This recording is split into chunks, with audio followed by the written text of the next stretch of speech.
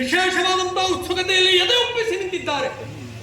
ನಿಶ್ಚೇಟಿತವಾಗಿ ಬಿದ್ದಿರುವಂತಹ ಪ್ರತಿಯೊಬ್ಬರಿಗೂ ವಿಶೇಷವಾದಂತಹ ಚೈತನ್ಯವನ್ನು ನೀಡಿದ ವ್ಯಕ್ತಿಯೋ ಶಕ್ತಿಯೋ ಯಾರು ಎತ್ತ ಎನ್ನುವ ಹಾಗೆ ಕತ್ತೆತ್ತಿ ಕಣ್ಣರಳಿಸಿ ಕಂಡ್ರೆ ಆತ್ಮರ ರಥದಲ್ಲಿ ನನ್ನ ಮನೆಯ ದೇವ, ನನ್ನ ಮನಸ್ಸಿನ ದೇವ ಬಂದು ನೆಲೆಯಾಗಿದ್ದಾನೆ.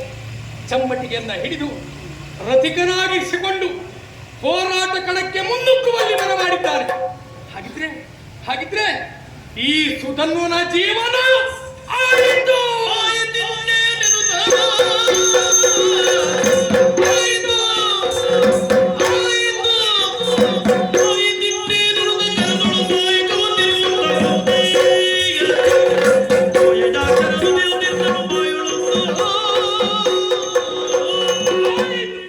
ತಂದೆಗೆ ಕೊಟ್ಟಂತಹ ಮಾತು ಈಡೇರಿತು, ತಾಯಿಯೆಲ್ಲ ಆಡಿರುವಂತಹ ಮಾತು ಪೂರೈಸಿತು, ತಂಗೆಯ ಶುಭ ಹಾರೈಕೆ ಫಲಿಸಿತು.